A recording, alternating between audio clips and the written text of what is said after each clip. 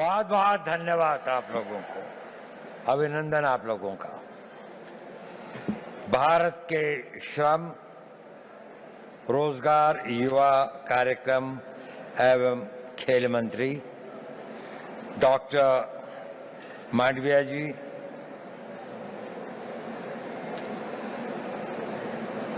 इस विभाग की सचिव श्रीमती पल्लवी गोयल, क्षमा कीजिएगा, और हमारी मिनिस्टर ऑफ स्टेट रक्षा खड़से जी और एडिशनल सेक्रेटरी श्री मिश्रा जी, प्रतिष्ठित यहाँ पर उपस्थित सभी लोगों को, और विशेषकर इस सभागार में उपस्थित 3000 वो युवा जो एक बड़े भारी कंपटीशन के बाद यहाँ पर आए हैं, उन सब का मैं अभिनंदन करता हूँ। मैं आभारी हूँ माननीय मंत्री जी का, जिन्होंने मुझे यहाँ आने का ये अवसर दिया। थोड़ा असमंजस था मुझे, मैंने कहा भी कि मेरा क्षेत्र, मेरा अनुभव यूथ के साथ उम्र का एक बड़ा भारी गैप, आप लोगों में से अधिकतर मेरे से 60 वर्ष से अधिक छोटे हैं।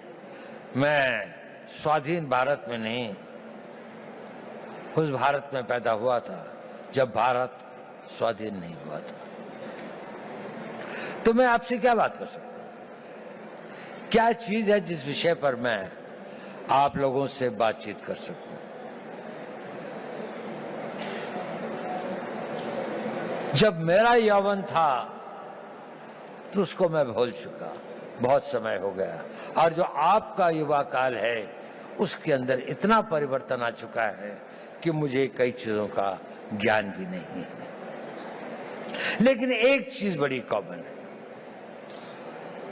मैं जब युवा भी था और आज भी,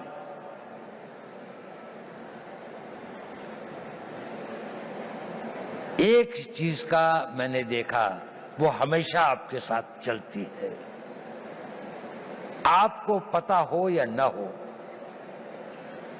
आप कॉन्शियस हो या ना हो, चीज बहुत छोटी है लेकिन वो आपके जीवन की लोकाई को डिटरमिन करती है, उसकी गति और उसका क्या अंत में वो कहां पहुंचेगी इसका निर्णय करती है। वो होती है आपके निर्णय लेने की क्षमता। आप सभी निर्णय लेते हैं। युवा को अपने रोजमर्रा की जिंदगी में छोटे निर्णय और बड़े निर्णय करने पड़ते हैं, और जैसे जैसे आप बढ़ते जाएंगे, छोटी सी बात से और बड़े बड़े निर्णय आप लोगों को ही लेने पड़ेंगे। भारत तो विकसित होगा ही। भारत जिस गति और जिस रफ्तार पर प्रधानमंत्री मोदी जी इसको ले आए हैं, ये एक ऑटो मोड में भी चलेगा और विकसित हो जाएगा। लेकिन प्रश्न यह है कि इस विकसित भारत का नेतृत्व कौन करेगा, वो कितने सक्षम होंगे। और नेता की सबसे बड़ी शक्ति जो होती है, सबसे बड़ा हुनर, सबसे बड़ी योग्यता वो होती है कि वो सही निर्णय लेता है, समय पर निर्णय लेता है, और अपनी पूरी आस्था और उसके साथ उन निर्णयों पर कार्यान्वित करता है। तो अगर आपको भारत के विकसित भारत का नेता बनना है, किसी भी क्षेत्र में हो, साइंस में हो, टेक्नोलॉजी में हो, सिक्योरिटी के क्षेत्र में हो, आपको निर्णय लेने पड़ेंगे, और यह निर्णय लेने की क्षमता आपको अभी से विकसित करनी पड़ेगी। आप लोगों ने बहुत कुछ पढ़ा है, आप भारत के जागृत युवक हैं। निर्णय कैसे लें, बहुत सारे मोटिवेशनल स्पीकर्स बताते हैं। मैं उस बारे में ज्यादा नहीं कहना चाहता।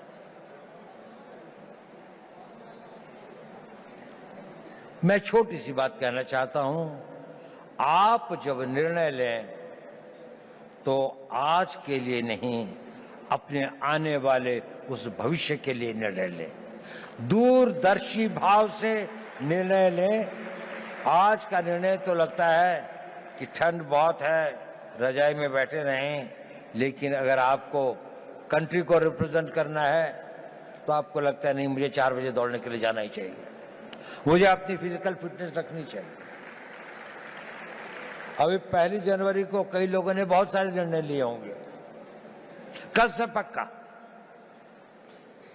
सोशल मीडिया नहीं देखूंगा, टाइम खराब नहीं करूंगा, जिम में रोज जाऊंगा, खूब दिल लगा के पढ़ाई करूंगा। कुछ करते हैं, कुछ नहीं करते। सही निर्णय लेना बहुत जरूरी है, बहुत आवश्यक है। अपने निर्णयों को दूरअंदेशी से करें। हर निर्णय को लेने के साथ ये सोचें कि इस निर्णय के बाद मेरा अगला निर्णय क्या होगा, अगला कदम क्या होगा। एक कदम उठाने से पहले अगले 2 कदम की सोचें। जीवन के अंदर में ड्रीम्स से जीवन नहीं बनते, पर ड्रीम्स उनको एक दिशा देते हैं, आवश्यक है। उन ड्रीम्स को डिसीजंस में बदलना पड़ता है और उन डिसीजंस को लाइफ की रियलिटीज में बनना पड़ता है। कुछ लोग जो इसे कर पाते हैं वो सक्सेसफुल हो जाते हैं, उन्हें सफलता प्राप्त होती है। बाकी लोग ड्रीम्स के से और डिसीजन तक के कुछ वाक हो जाते हैं, कुछ डिसीजन से इम्प्लीमेंटेशन तक में भटक जाते हैं, तो गंतव्य तक नहीं पहुंचते। आप सब लोगों में असीम संभावनाएं हैं। आप में यौवन की ऊर्जा है, आप में बड़े बड़े सपने हैं, आप में वो शक्ति है, आप में वो प्रवाह है जो ये कहता है कि मैं समुद्र को पी जाऊंगा, मैं दुनिया को बदल डालूंगा। उस तरह की शक्तियों को लेकर आप आए हैं और आप बहुत भाग्यवान हैं कि आप उस भारत में पैदा हुए, एक स्वतंत्र भारत में।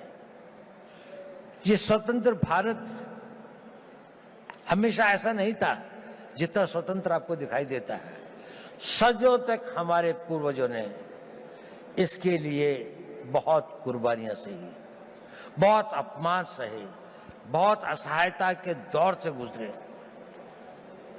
कई लोगों को फांसी चढ़नी पड़ी, भगत सिंह को फांसी के फंदे को स्वीकार करना पड़ा, सुभाष बोस को जीवन भर संघर्ष करना पड़ा, महात्मा गांधी को सत्याग्रह करना पड़ा और अनगिनत लोगों को अपनी जानें देनी पड़ी। ये संघर्ष चलता रहा। हमारे गांव जले, हमारी सिविलाइजेशन को समाप्त किया गया, हमारे मंदिरों को लूटा गया और हम एक मूक दर्शक की तरह असहाय होकर इसको देखते रहे। यह इतिहास हमें एक चुनौती देता है कि ये उस भारत का आज हर युवक के अंदर वो आग होनी चाहिए कि मैं, प्रतिशोध शब्द अच्छा तो नहीं है, लेकिन प्रतिशोध भी अपने में एक बड़ी भारी शक्ति होती है। हमें अपने इतिहास का प्रतिशोध लेना है। हमने इस देश को फिर वहां पहुंचाना है जहां पर हम अपने हक, अपने विचार और अपनी आस्थाओं के आधार पर एक महान भारत का निर्माण कर सकें। हमारी एक बड़ी विकसित सभ्यता थी, हमने किसी के मंदिर नहीं तोड़े, हमने कहीं जाकर लूटा नहीं, हमने किसी बाहर के लोगों के ऊपर आक्रमण नहीं किया, जबकि सारी दुनिया बहुत पिछड़ी थी। परंतु क्योंकि हम अपनी सुरक्षा और हम अपने आप को समझ नहीं पाए कि हम को क्या खतरे हैं, हम उनके प्रति उदासीन रहे, तो हमें इतिहास ने एक सबक सिखाया। क्या हमने वह सबक सीखा? क्या उस सबक को हम याद रखेंगे? अगर आने वाली पीढ़ियां उस सबक को भूल जाएंगी तो ये इस देश का सबसे बड़ा ट्रेजेडी होगी। सेंट पीटर्सबर्ग के अंदर में एक बहुत बूढ़ा रवि रहता था, यू। वहां का जो बिशप था वो दोनों बहुत दोस्त थे। तो एक दिन बिशप उसके घर पे आया तो रवि जो था करीब 80-85 साल का था, तो उसकी आंखों में आंसू थे। उसने कहा, रवि क्या बात है, आज तुम उदास लग रहे हो? नहीं, उसने कहा, सोच रहा था। उसने कहा, क्या सोच रहे थे? उसने कहा, मैं ये सोच रहा था कि जूस का क्या होगा। उसने कहा, देखो पिछले 2000 सालों से तुम संघर्ष कर रहे हो, 2000 सालों से यात्राएं सह रहे हो, 2000 सालों से तुम्हारे ऊपर इतनी अधिक वो हुई, प्रोग्राम थे दुनिया में, क्या तुम्हें इस बात का रोना आ रहा है? उसने कहा, नहीं, मुझे इस बात का रोना नहीं आ रहा। मेरे विचार में यह ख्याल आया कि इन हजारों सालों तक संघर्ष की जिस परंपरा से, जिस आग को जिंदा रखा है, कहीं आने वाली पीढ़ियां इसको भूल तो नहीं जाएंगी, और भूल तो नहीं जाएंगी कि हमें अपने आप को फिर से शक्तिशाली बनाना है, अपनी रक्षा करनी है। ये भाव था, ये बड़ा पावरफुल सेंटिमेंट है, और हमें अपने उस सेंटिमेंट से ही प्रेरित होना चाहिए।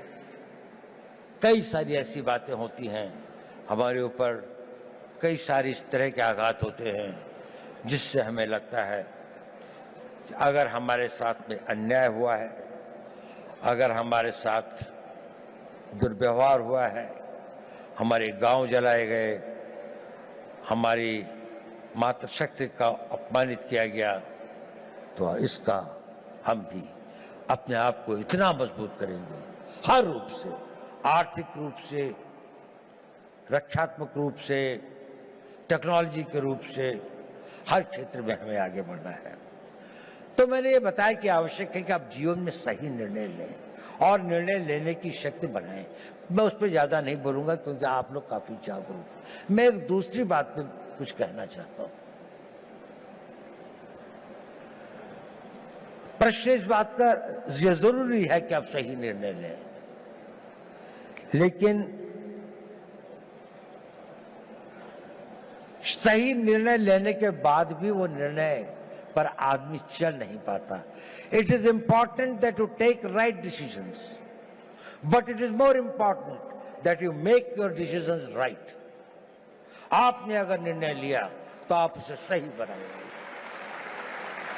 और डिसीजंस राइट बनाने में ही कठिनाई होती है, वहीं पर संघर्ष करना पड़ता है। इस अपने डिसीजंस को जो आप लेते हैं उनको राइट करने के लिए आपको खटना पड़ता है, साधना करनी पड़ती है, मिटना पड़ता है, जल तिल तिल भर के जलना पड़ता है, और लंबे समय तक चलना पड़ता है। एक दिन में सपने पूरे नहीं होते, एक किसी काम को करने से मंजिल नहीं मिलती। ये छोटे छोटे कई काम होते हैं जो आपको करने हैं। देखिए, मोटिवेशन टेम्पररी होता है, जरूरी है, लेकिन मोटिवेशन कुछ क्षण, कुछ घंटे, कुछ दिन आपके साथ रहता है। आपका डिसिप्लिन इंड्योरिंग होता है, वो आपके साथ रहता है। उस मोटिवेशन को परिवर्तित करना पड़ता है, अपनी लाइफस्टाइल में परिवर्तित करके उसको डिसिप्लिन में लाने में। जब आपके जीवन का वो भाग हो जाता है तो कुछ दिनों में वो आपका आदत हो जाती है और फिर वो परमानेंट हो जाता है। आप सोचते हैं कि मुझे सवेरे 3:30 बजे या 4 बजे उठना चाहिए।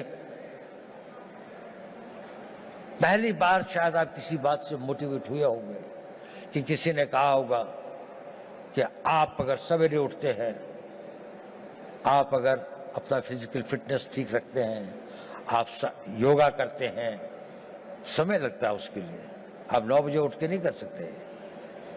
आप अपनी पढ़ाई कर सकते हैं तो 3 दिन तो आपने किया, चौथे दिन आप भूल गए। लेकिन अगर आप में डिसिप्लिन आ जाता है तो फिर ये हो जाए, और अगर वो आपका नेचर बन जाता है तो फिर जीवन भर आप भी करते रहते। तो अपना मोटिवेशंस को अपने डिसिप्लिन में परिवर्तित करें, ये एक इंपॉर्टेंट टिप है। ये भी बहुत जरूरी है कि जब आप निर्णय लें तो इसमें जो काम करना होता है उसको पोस्टपोन करने की आदत मत डालें। अगर कोई काम करना है तो वो अभी करना है, आज ही करना है। मैं इसको आधे घंटे के लिए नहीं पोस्टपोन करूंगा। अगर आपने उसको पोस्टपोन किया तो ये भी हैबिट फॉर्मिंग होता है, ये आपकी आदत बन जाएगी और आप जीवन में अच्छे कामों को करने की इच्छा तो होगी, लेकिन आप उसे पोस्टपोन करते जाएंगे। पोस्टपोन मत करिए। दूसरी बात, कभी कभी किसी कारणों से व्यवधान हो भी जाए तो don't quit. Tenacity is a very important power. आपकी लगन, उस लगन के साथ में लगे रहें, क्विट मत करें, सरेंडर मत करें। कष्ट आएगा, रुकावटें आएंगी, तकलीफें आएंगी, ठहरना होगा तो ठहरेंगे, लेकिन ना अपनी मंजिल छोड़ेंगे, ना अपना रास्ता बदलेंगे। आगे बढ़ेंगे तो पूरे जोश के साथ बढ़ेंगे। और एक बहुत बड़ी बात है कि अपने ऊपर विश्वास मत छोड़ें। स्वामी विवेकानंद जी ने कहा था, पुराना धर्म कहता है नास्तिक वो है जो ईश्वर पर विश्वास नहीं करता। नया धर्म कहता है नास्तिक वो है जो स्वयं पर विश्वास नहीं करता। यदि आपको ईश्वर पर विश्वास है तो अपने पर विश्वास करना सीखिए। आप इसको कर सकते हैं। ये शक्ति आप में अपने आप आ जाएगी अगर आप अपने आप को ये करेंगे। मैं आपसे ये सब क्यों कह रहा हूं? इसलिए कि आप भविष्य के नेता हैं। अगर आप भविष्य के नेता हैं तो आपको डिसीजन लेने पड़ेंगे। अगर आपको डिसीजन लेने पड़ेंगे तो आपको उन डिसीजंस को कामयाब बनाने के लिए पूरी आस्था, पूरी कमिटमेंट, पूरी मेहनत, पूरी लगन के साथ समर्पित होना पड़ेगा। लेकिन इसका एक और कारण भी है जो मैं ये बात आपसे कह रहा हूं। ये बात सही है कि नहीं मैं नहीं कह सकता, लेकिन ये मेरे 81 साल के जीवन का अनुभव है। और आप लोगों को गुमराह करने से बड़ा पाप मैं कोई नहीं कर सकता। मैं आपसे एक बात कहना चाहता हूं, ये मेरे अनुभव के आधार पर भी है और मेरा अनुभव मेरे अपने जीवन का नहीं और हजारों लोगों के साथ जो मेरे जीवन का अनुभव रहा उस पर भी। जब आप अपने आप को इस तरह से ढालते हैं, 5 साल का टाइम दीजिए, केवल 5 साल, कि मैं जो निर्णय करूंगा उस पर अटल रहूंगा। 5 साल अगर आपने यह काम किया, आप में एक अद्भुत एनर्जी पैदा होती है। वो होती है आपकी विल पावर। और ये सब जो मैं कह रहा था वो इसलिए कह रहा था, सही निर्णय लें, निर्णय पर अटल रहें, ताकि आप में वो विल पावर पैदा हो सके। और वो विल पावर क्या होती है, मैं आपको छोटी सी कहानी सुनाता हूँ। 11 अप्रैल 2011 को हमारे कंट्री की एक नेशनल वॉलीबॉल प्लेयर थी, उनका नाम था अरुणिमा वर्मा। वो वॉलीबॉल के टूर्नामेंट से आई और अपनी परीक्षा देने के लिए दिल्ली से लखनऊ जा रही थी। बरेली के पास कुछ डकैतों ने उस पर हमला कर दिया और लोगों से सामान लूटने लगे। अधिकतर लोगों ने दे दिया। उसके गले में चेन थी, उन्होंने चेन खींचने की कोशिश करी, उसने रेजिस्ट किया, उसने नहीं दी चेन। उन लोगों ने उसे ट्रेन से बाहर फेंक दिया। वो बहुत बुरी तरह से लहूलुहान हो गई। दुर्भाग्य देखिए, उसी समय दूसरी ओर से एक ट्रेन आ रही थी और वो ट्रेन से उसका पांव कट के अलग हो गया। रात के 2 बजे का समय था।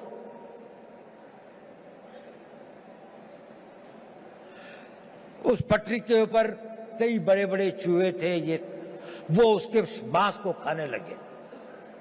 वो वेदना में करा रही थी पर कोई नहीं था। उस सुनसाने में, उस वीराने में कोई नहीं था।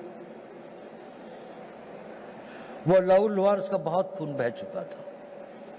सवेरे लोग वहां पहुंचे तो उसको उठाया, ले गए। नेशनल प्लेयर थी, दिल्ली लाए, all India institute of medical sciences में उसका उपचार हुआ।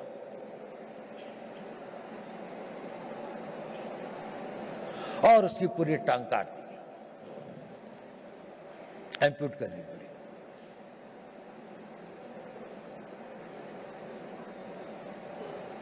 वो बिल्कुल एक विकलांग होकर अपने घर में पड़ी थी, लेकिन उसने ये इरादा किया कि नहीं, मैं विकलांग नहीं हूं, मैं माउंट एवरेस्ट पे चढ़ूंगी।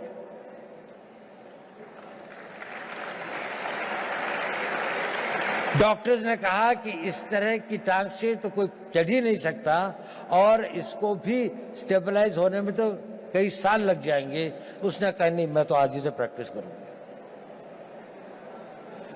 13 मई 2013 को उसने माउंट एवरेस्ट पर चढ़ी।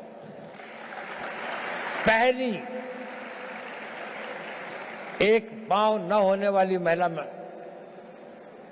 एक आर्टिफिशियल उसके साथ में, और वही नहीं, सबसे पहले चढ़ी टॉप पर। जो पूरा गैंग ग्रुप था उसके अंदर में वही बेस कैंप से सबसे पहले आती थी। क्या था उसके अंदर? Physical strength, opportunities, talent. इस सबसे ज्यादा उसके अंदर वो विल पावर थी। और वो विल पावर उसके साथ में एक दिन में नहीं आई। जब उसके जीवन को लोगों ने पढ़ा, समझा, उसने बचपन से ही अपने अंदर एक ऐसी शक्ति पैदा की थी कि जो उसकी स्ट्रॉन्ग विल पावर थी। मैं चाहता हूं कि आप लोग इस 5 साल के शेड्यूल को फॉलो करें। इसके लिए नहीं कि निर्णय सही होंगे, इसके लिए नहीं कि निर्णय को आप निर्णय कर पाएंगे तो आपको सफलता मिलेगी, वो तो मिलेगी, लेकिन उस कमिटमेंट, उसके साथ में, रिगर के साथ में, उस डिसिप्लिन के साथ में अगर आप अपना जीवन जिएंगे तो आपके अंदर एक बहुत स्ट्रांग विल पावर पैदा होगा। और वो विल पावर एक इतनी बड़ी शक्ति होती है कि आप जो चाहोगे वो कर सकते हो। आप उसकी इच्छा करोगे, वो इतना बड़ा फोर्स मल्टीप्लायर होता है कि वो आपकी physical energy, mental calibre, mental talent वगैरह, एवरीथिंग एल्स, वो सब कुछ जीतती हुई आप देखोगे कि जीवन में ये असंभव चीजें क्यों होती हैं।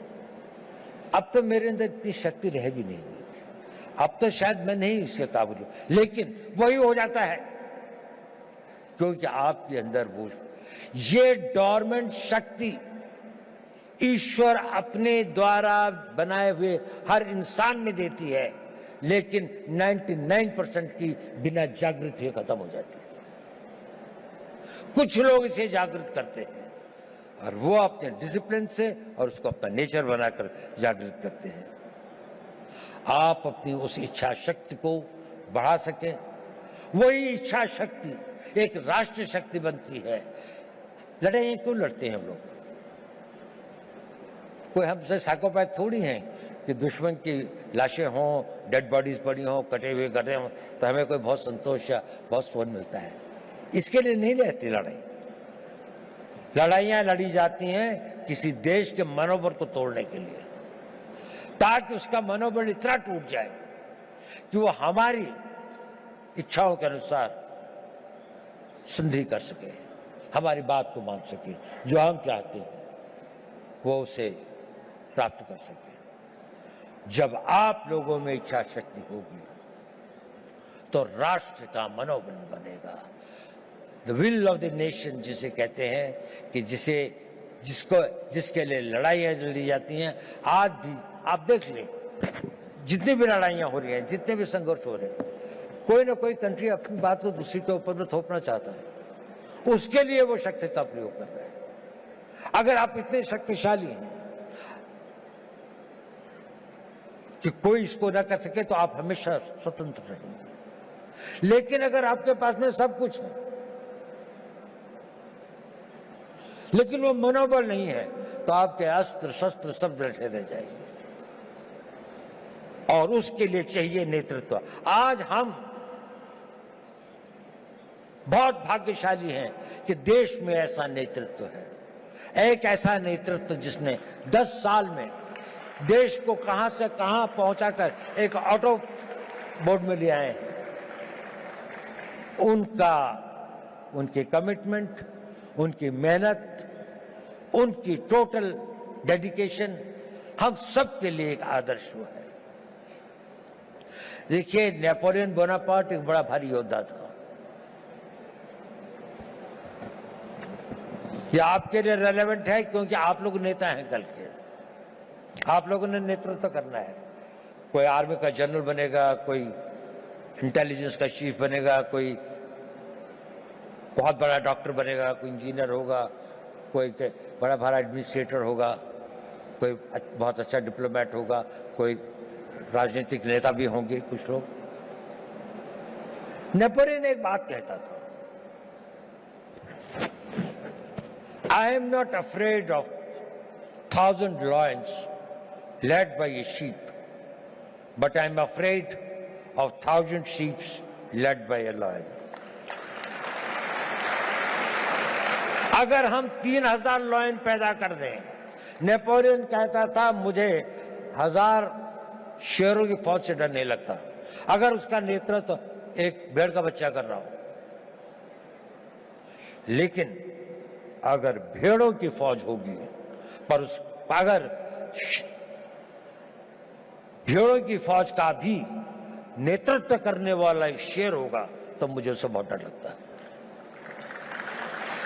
क्या इस भारत मंडपम में बैठे 3000 शेर पैदा कर सकते हैं?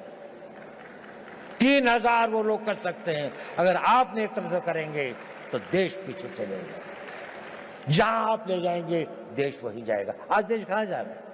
इसकी कल्पना, जिसने इसकी कल्पना करी, मोदी जी ने इसकी कल्पना करी, एक संघर्ष क्या, एक टीम, जो भी इतना सारा, इतनी मेहनत, इतनी लगन, इतनी कमिटमेंट, इतनी इमेजिनेशन के साथ में इतना डिसिप्लिन है कि वो भी एक तरह से ऑटो मोड पर डिविनिटी के साथ चलते हैं।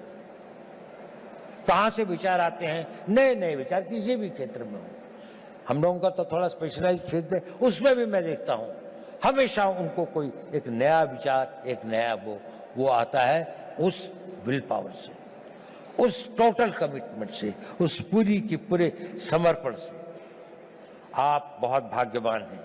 आप एक उस भारत के तो देखेंगे जिसकी हम कल्पना कर सकते हैं। जब आप अपने यौवन में, जब आप अपने उसके आगे अपनी मेहनत और लगन से आगे पहुंचेंगे तो उसके बाद आप देखेंगे एक बहुत बड़े भारत की आप होंगे। लेकिन ये पहली बार नहीं होगा कि भारत के इतिहास में ऐसा हुआ। जब जापान का उदय हुआ तो वेस्ट के अंदर भी एक बड़ी बहस चली कि क्या एशियन कंट्री कोई जो है वो वेस्टर्न कंट्री से आगे निकल सकता है। तो मैलिस एंडरसन करके एक हिस्ट्री के कैम्ब्रिज यूनिवर्सिटी के अंदर में एक हेड ऑफ द डिपार्टमेंट थे, उनसे कहा गया कि एक स्टडी की जाए कि ये इकोनॉमी जो है इसका क्या इतिहास रहा। तो मैलिस ने किताब लिखी जिसका नाम है वर्ल्ड हिस्ट्री ऑफ इकोनॉमी, और उसने वो फर्स्ट सेंचुरी से लेके 19th सेंचुरी तक लिखी। और उसमें उसने कहा कि इसमें से 1700 साल तक अधिकतर इंडिया की नहीं तो कभी कभी चाइना की इकोनॉमी ही वर्ल्ड की सबसे बड़ी इकोनॉमीज थी। और बड़ी ही नहीं थी कि टुगेदर इन दोनों के बीच में लगभग 55 to 60% इकोनॉमिक पावर थी, बाकी सारी दुनिया में 40%। भारत ने बहुत बड़ी बड़ी सक्सेसेस देखी हैं। हमें 150-200 साल लगते हैं। ऐसे कई बड़े कालखंड आए हैं जिसमें वो अपनी पराकाष्ठा पर था, साइंस की, टेक्नोलॉजी की, आर्थिक विकास की, लेकिन हम वहां से गिर भी सकते हैं। There is nothing permanent in life. आपको अपने हर दिन की उसकी रक्षा प्रतिदिन करनी पड़ती है। ये एक परपेचुअल स्ट्रगल होता है। नेशनहुड और राष्ट्र को मजबूत रखना ये एक निरंतर संघर्ष है, जैसे कि आपका भी संघर्ष निरंतर है। ये कभी समाप्त नहीं होता। आखिरी सांस तक आपका जीवन तब तक सार्थक है जब तक आप सोचते हैं कि मेरे लिए करने के लिए कल भी कुछ है। अगर आपके पास कल कुछ नहीं है तो आपका जीना बेकार है। आप सोचते हैं और जो कल मैंने करना है वो डिसिप्लिन आपके अंदर वो इच्छा शक्ति पैदा कर देगी। उसके लिए शक्ति भी आएगी, समय भी होगा, संयोग भी होगा और आप उसे कर भी पाएंगे और आप कामयाब हों। मेरी यही शुभकामनाएं आप लोगों को मेरा बहुत बहुत हो। आप भारत के भविष्य हो, के कर्णधार हो, आप लोग फले फूले मेरे